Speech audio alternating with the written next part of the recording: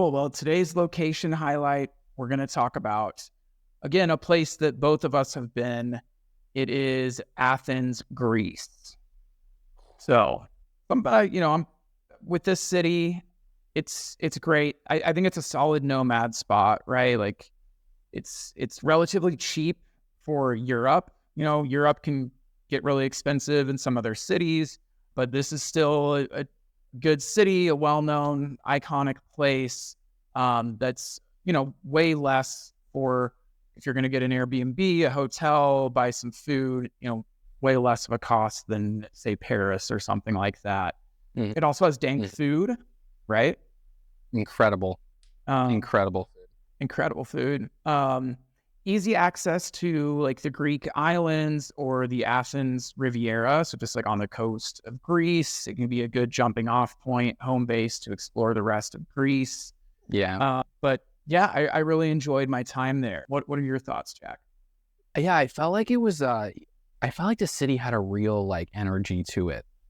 It's not like I feel like a lot of people go to Greece to go to the islands, and they probably like go to Athens for like maybe a day, if that. Mm-hmm. But I felt like because of that, it's like so authentic and kind of like it's not like dirty. I don't want to say dirty, but it's got a little seasoning to it, a little grunge. And I love that. I love that. It felt super authentic. And I felt like the food was actually better than the food on the islands, which makes total sense. I mean, they got all the resources there. 100%. Yeah. So I'm a sightseeing guy, so I feel like Athens has a lot to offer for seeing the site. I don't even think I saw everything. I lived there for like a couple of weeks, and I don't even think got to scratch the surface. But ton of culture, great wine, great food. It's so cliche, but the Greek salads were incredible. They were, dude. I remember we went to this place that was just kind of like in this family's house, and they like let you come into their kitchen, and they like, you see like the grandma and they're like cooking everything, just so authentic, and they were so nice and friendly, and the food was just like this home cooked meal, and it was amazing and super affordable, like that shit. Yeah, I love that kind of shit. And you know how like my experience a lot of the times is they always have table wine with their food. I love countries that do that. And I love the fact that they had like the little glasses that weren't like wine glasses. It was like almost like little cups for the wine. I loved that. Just not pretentious, like, hey, here's some table wine we just found, but it's incredible. And it's just the way they present it is just so perfect. Like it just feels so, it felt so genuine. And then you go to like, Santorini, and you're paying for a ridiculous bottle that's not even like that good, and you can just go to grandma's house. Yeah, I will say, man, the Greek islands, I've only been to a couple Greek islands, but my take there was just they were so touristy. Yeah. I don't love when I'm in a place and I hear more Americans talking than local. Like it was just English Americans. That's all I heard. So it just felt like I was in Disney World a little bit. Like it didn't feel like I was in an authentic place.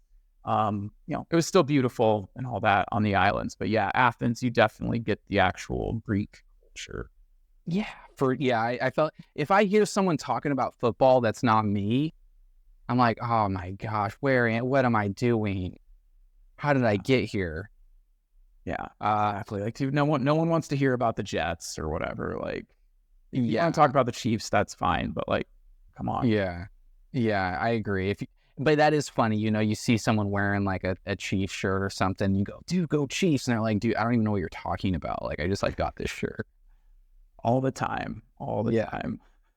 But Athens, I mean, okay, so my favorite touristy thing I did in Athens was definitely go to the Acropolis. I felt like that was a super, so cool, like on that like mountain overlooking the city. The ruins looked amazing. I didn't get like I'm not like super knowledgeable about exactly what was going on there, but whatever they built was just breathtaking. Gigantic. I'm a big pillar guy. You see those gigantic pillars, they're white, just like hell yeah. Like, dude, I love pillars, dude. Some people are like tree huggers. I'm a pillar hugger. Like, I just go up to those things, I embrace them. Yeah. I could get trees. They can grow back, but those pillars, we got to preserve that. Yeah. No, you're right. Yeah. And so I guess the Olympics also, the very first Olympics ever was in Athens.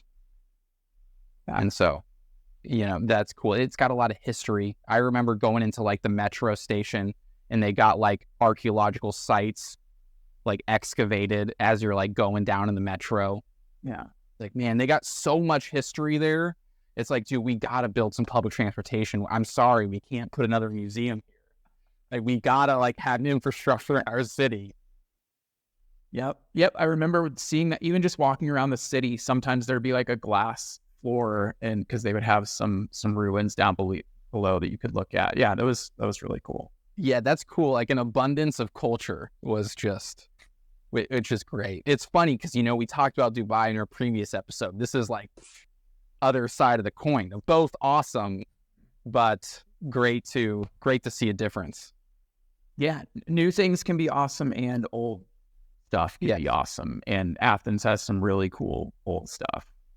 Yes. Yeah, I would totally go back. I know Greece does have, I believe, digital nomad visas. So if anyone wanted to do a longer stay, I think you can get like a remote worker visa for like 2 years or something. So that is cool. That's dope. Yeah. Yeah. Now it was named after Athena, the city. Yeah. Anything about that? Yeah. So from what my understanding, it was like they were choosing between which god they wanted, either Poseidon or Athena. And they each had to give a gift to the city. And Athena gave the olive tree. And everyone was like, hell yeah, these olives are fire. We're making a little crown out of the olive branches. We got wood. Oh, yeah. This is great. We love you, Athena. We're in. And so she kind of won with that bribe. I think the Poseidon gave like a horse or something, which I think is cool. I mean, I don't want to like piss off a Greek god or anything, but those olives in Greece were something else. No wonder they chose her. I've never had better olives in my life. Yeah. Also pretty cool that it's named after a woman, that long ago. Like that's really interesting. I mean, Afghanistan like just took away all women's rights in 2024, but that's a story for another day. Yeah. Could maybe talk about, but yeah, the fact that they actually cared about women back then, that's pretty cool. So progressive, right? And they're the democracy guys as well, so they literally invented democracy. Yeah. So they probably invented the word woke at this point. Wait, was it Rome or was it who invented? I don't want to say any fake news. Okay, it was Athens. Okay, we're good. Sometimes I get ancient Athens and ancient Rome confused. So I just want to make sure it was Athens. Again, fact checking myself. Yeah. This is great. It's like the live presidential debates where you get fact checked in like the comments. Like we just did that to ourselves. Like that was good. Dude, are you voting this week? I'm voting. I'm president. Yeah, I'm voting for the president of the United States of America. I was thinking, I was like, man, I should have came back after the election. Who knows what's going to happen, but I don't need all this stress in the air. But yeah, no, I'm good. I'm good on all that. Yeah, being in Africa, nice and far away, is a good place to be. So, yeah. I'm not going to vote, unfortunately. I really want to. I wish I could. I just really didn't want to fuck with the mail-in ballot thing, like while I'm in Africa. And like, I don't know. I feel like I'd have to use paper. Like, I don't know how to use like physical paper. If it's something I could do on the computer, then I would love to do it. But I can't use like a pen and paper. Like, I don't know how that works. So it would be great if you could just send a text. Like, I would love to be able to vote by sending a text. Dude, well, I get all these texts, like these political texts, like they text me. Why can't I just be like, hey, you have my vote, by the way, and then that could count.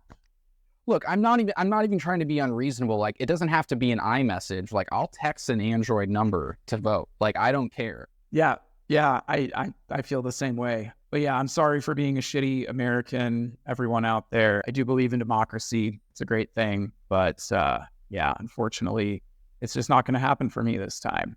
That's all I got to say about It's okay, that. Steve. It's fine. On as long as you don't cut the line leaving the plane, we're still friends. Okay. Yeah, I will It's fine. definitely never do that. I promise to vote in the next election. Those will be my two goals for the next 4 years, is not cutting the line on a plane and voting in the next election. Okay, great. Yeah, that sounds good. I support you. Oh, it's good to always be growing. Yeah. Yeah, that's right. I mean, yeah. All right. Anything else on Athens? No, but amazing. Yeah, I can't give it enough props. Yep. Yeah. Yeah, it was cool. Yeah, definitely not as pristine as some other European cities. Like you said, it does have that grungy kind of feel, but it's kind of a vibe. And it's kind of like when we were talking about Georgia, Yeah. which is funny because there's also in Athens, Georgia, those hogs, but we're not talking about the American Georgia again. Right. But yeah, it does have that kind of vibe a little bit, but it's beautiful in its own way. Again, they try to preserve all the old shit, and they do a good job. Yeah. Awesome. Yeah. Good shit. All right, let's wrap this bad boy up.